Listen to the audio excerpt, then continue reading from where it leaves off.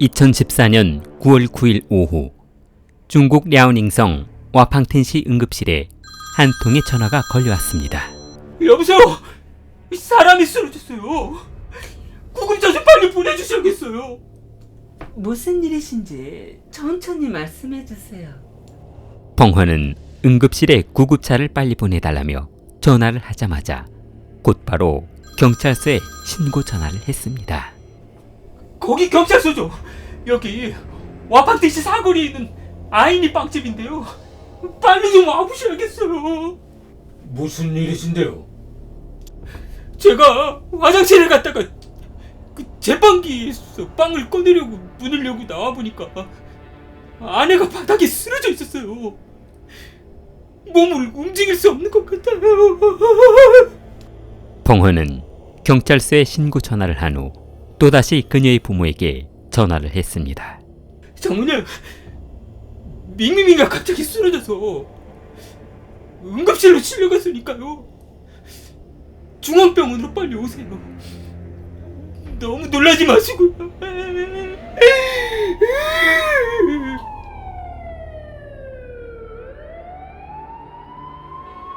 잠시 후 구급차 소리가 울려 퍼지고 그녀는 랴오닝성 와팡딘 중앙병원으로 이송되었습니다. 그러나 응급실에 도착한 그녀를 진찰하던 응급인은 어허, 이거 두개골 골절에 머리에 화상을 입었어요.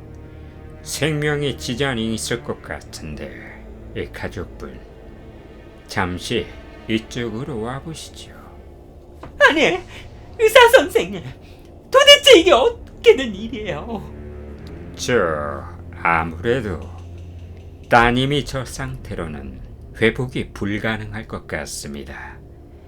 영원히 정상인으로 회복되시기는 어려울 것 같습니다. 뭐라고요? 저희도 최선을 다해서 치료를 해보겠습니다만 장담할 수는 없을 것 같습니다. 그날 밤 밍밍은 수술실로 들어갔고 의사들은 최선을 다해 수술했으나 그녀의 의식을 돌아오게 하지는 못했습니다. 수술실에서 나온 의사들은 그녀의 부모 앞에서 고개를 들지 못했습니다. 그녀는 영원히 의식을 회복하지 못할 것이라며 평생을 식물인간으로 살게 될 것이라고 했습니다. 아이고, 내 발자야. 고생해서 딸자식 키워놨더니 이게 무슨 날벼락이니.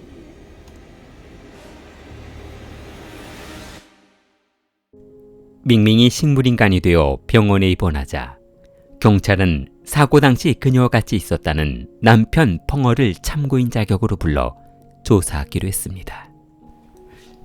네, 제가 화장실 갔다가 문을 열고 들어와 보니까 밍밍이가 쓰러져 있더라고요. 그럼 그 전에 아내분이 경찰은 서류를 뒤적이더니 이거 밍밍 씨가 아내분이 아니셨네요. 그게 어떻게 된 거냐면요. 우리 둘은 교제한 지가 오래됐거든요.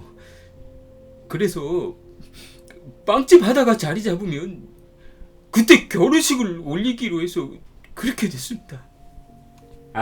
그러시군요. 그럼 일단 동거인으로 봐야겠군요. 두 분이 싸우신 적은 없고요. 네, 저희는 빵가게를 오픈한 지 얼마 안 돼서 요즘에 돈 버는 재미로 살고 있습니다. 뭐 그러다 보니까 싸울 일도 없었고요. 어디 보자. 이거 아내분이 빵을 만들다 미끄러져서 머리를 다쳤다고 진술하셨네요. 네, 평상시에도 반죽하다가 남은 찌꺼기들 설거지한다고 싱크대에서 주방 기구들을 씻다가 가끔 물이 넘치는 바람에 자주 넘어졌습니다. 저도 얼마 전에 한번 넘어져서 무릎을 다친 적이 있거든요. 펑허는 바지를 걷어올리며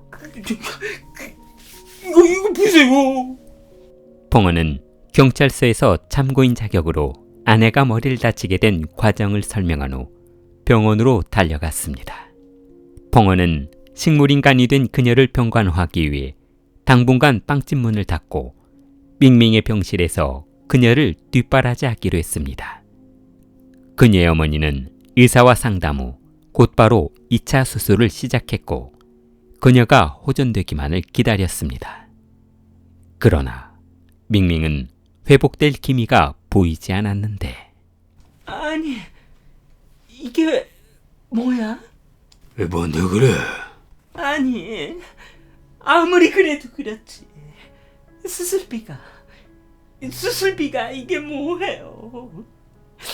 30만 위안, 5천만 원이면 우리 집을 팔아도 못 갚을 돈인데 말이에요. 밍밍의 부모는 인근 농촌에서 과수원을 운영하고 있었는데 한 해 농사를 지어서 사과를 팔아봤자 얼마 벌지 못해 병원비를 충당하기에는 엄두도 낼 수 없는 돈이었습니다. 그러다 보니 병간인을 고용한다는 것은 아예 불가능한 일이었고 밍밍의 어머니가 몸이 좋지 않은 상태였기 때문에 그녀의 동거남 류펑허가 그녀를 병간호하기로 했습니다. 펑허는 사랑하는 그녀의 침대 아래서 쪽잠을 자며 밍밍을 간호했으나 그녀의 병세는 호전될 기미를 보이지 않았습니다. 펑허는 매일 3번에서 4번씩 그녀의 대소변을 받아주고 식사를 먹여주어야만 했는데 그녀는 음식을 섭취하지 못하기 때문에 목에 구멍을 뚫고 액체로 된 식사를 해야 하는 고통을 참으며 견뎌내야 했습니다. 주위에서는 아내의 대소변을 받아주는 펑허가 대단하다며 칭찬을 아끼지 않았는데 자기 아무 걱정하지 말고 이 순간만 이겨내자. 응? 힘들어도 대소변 가리지 말고 내가 다 치울게.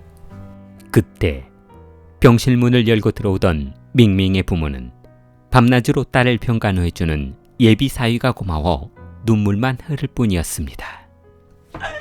아, 자네가 고생이 많네. 와이프 하나 잘못 만나서 이게 뭔가. 장모님도 별 말씀 다 하십니다. 결혼하면 어차피 제가 해야 할 일인걸요 뭐. 장모님, 그나저나 이번 수술비하고 병원비가 걱정입니다.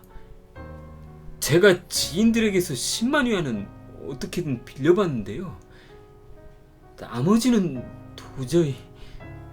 부부도 아닌 예비 신랑인 펑어가 식물인간이 된 여자친구를 위해 24시간 병간호를 하고 있다는 소문은 SNS를 타고 전국에 퍼지기 시작했는데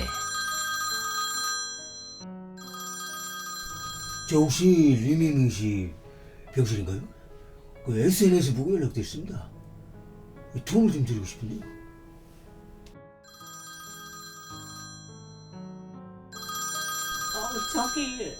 저희가 돈 모금한 거 병원비로 사용하시라고 좀 보내드리라고 하는데요.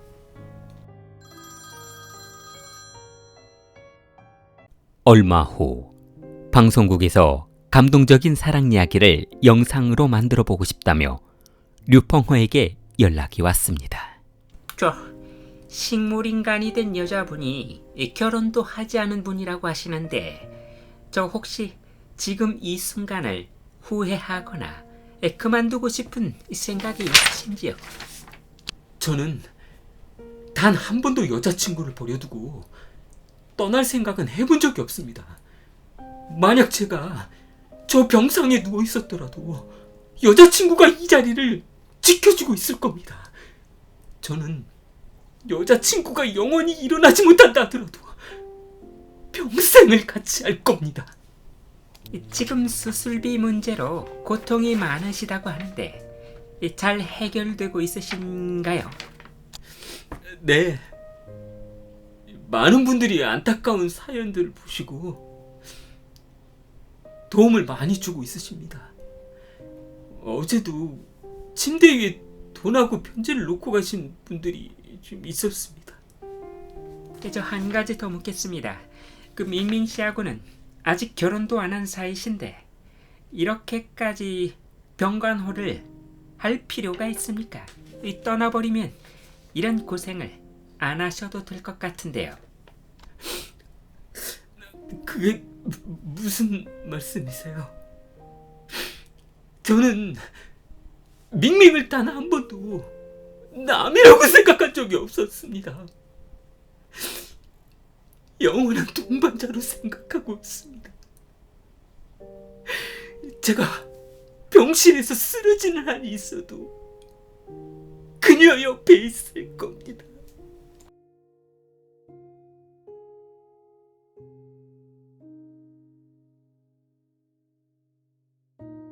(2013년 2월 15일) 류펑허는 같은 또래 사이에서 한참 유행하고 있는 핸드폰 어플에서 주변 애인 찾기를 검색하고 있었는데 그때 마침 아름다운 여성의 사진이 올라와 곧바로 그녀에게 대화 신청을 했습니다. 진짜 아름다우시네요. 태어나서 이렇게 아름다우신 분은 처음 보는 것 같아요. 시간 되시면 만날 수 있을까요? 정말요? 그럼 어디에서? 약속 장소하고 시간 정해서 문자로 보내주세요. 처음 채팅을 주고받았던 그날 이후 그녀는 펑호와 대화가 막히지 않고 잘 소통되는 것 같아 펑호의 데이트 신청을 받아주었습니다. 얼마 후 두 사람은 연인 관계로 발전했고 결혼하기로 약속했습니다. 그러나 밍밍의 부모는 딸이 아직 19살에 불과하기 때문에 결혼하기에는 너무 어린 것 같아 남자친구를 좀 만나보고 결정하자며 딸의 결혼을 승낙해주지 않았습니다. 그러자 밍밍은 내 인생 내가 알아서 한다고. 그러니까 내가 정한 앞길을 막지 말아줬으면 좋겠어. 아니 이 녀석이 우리가 너를 어떻게 키웠는데 그따위 말버릇이냐? 뭐? 그동안 나한테 해준 게 뭐가 있는데? 그때 밍밍이 집을 나가려 하자 얘야!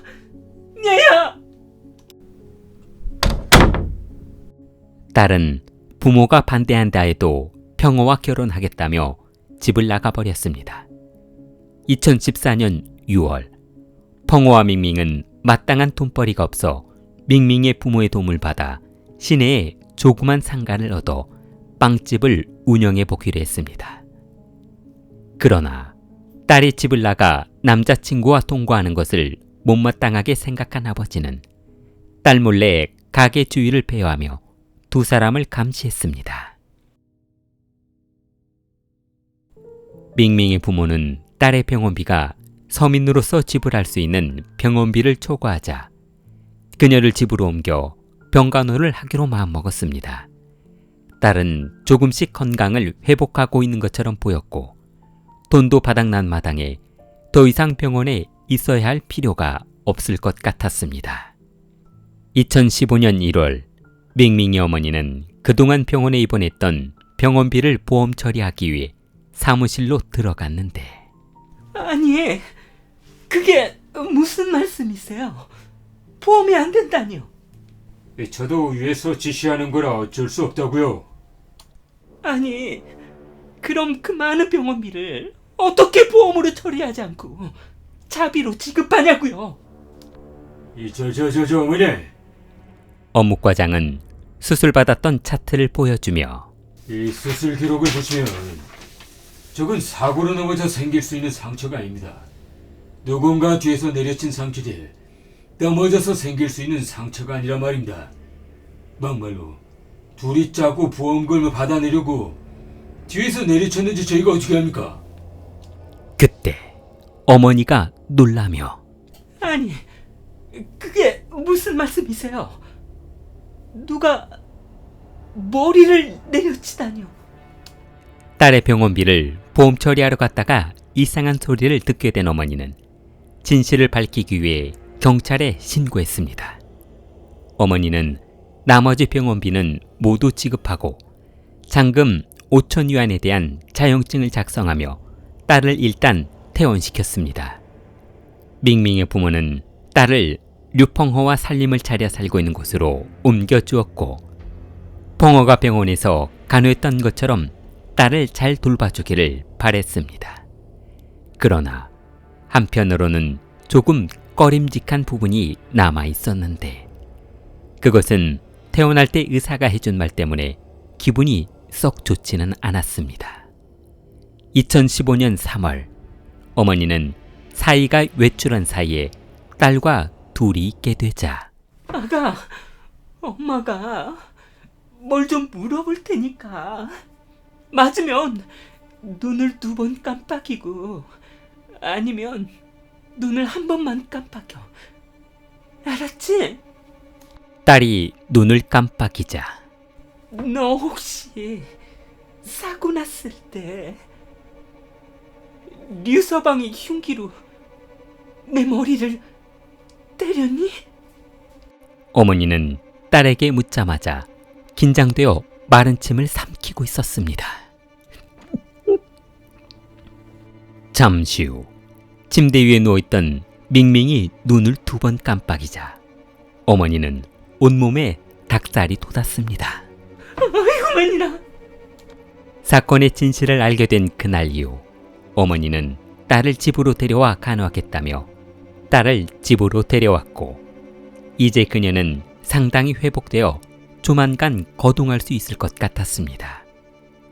밍밍이 처갓집에서 치료를 시작한 후 회복 속도가 몰라보게 빨라지자 펑어는 무엇인가 눈치챈 사람처럼 처갓집 방문이 줄어들더니 연락도 끊고 사라져버렸습니다.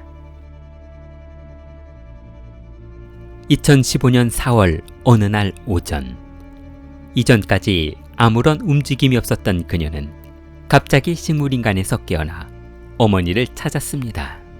그리고 사고 당시 상황을 말해 주었습니다. 어머니는 너무 놀라 경찰을 불렀고 딸은 경찰에게 그날 있었던 모든 일을 이야기해 주었습니다. 그녀는 사고 당시의 날짜도 선명하게 기억하고 있었습니다. 저는 9월 29일 낮 12시에 빵을 구웠습니다. 그런데 실수로 오븐에 있는 빵 4접시를 태워버렸습니다. 그러자 잠시 후 화가 난 남자친구가 또 빵을 태웠냐며 밀가루를 반죽하는 몽둥이를 들고 와서 제 뒤통수를 내려쳤습니다. 그리고 저는 바닥에 쓰러져 버렸습니다. 그때 충격이 크셨을 텐데 그 상황을 기억하고 있으시군요. 그런데 남자친구는 분이 풀리지 않았는지 의식을 잃고 쓰러진 제 위에 올랐다 다시 한번 몽둥이로 내려쳤습니다. 그 뒤로 저는 눈으로 보고 듣는 것은 가능했지만 말하고 싶어도 말할 수 없었고 몸을 전혀 움직일 수 없었습니다. 2016년 4월 경찰은 밍밍이 주방에서 미끄러졌다는 남자친구의 진술이 거짓이었다는 사실을 알아차리게 되었고 외팡된 경찰은 도주한 류펑어를 추적했습니다. 그리고 전국의 수배 전단을 살포했습니다. 4월 20일 외진 호텔에 숨어 지내던 펑어는 검거되었고 외팡현 경찰서로 호송되었습니다. 2016년 11월 류팡어는 1심에서 사형을 선고받았고 법원은 그의 가족에게 25만 위안 4,600만 원을 위로금으로 지급하라고 명령했습니다.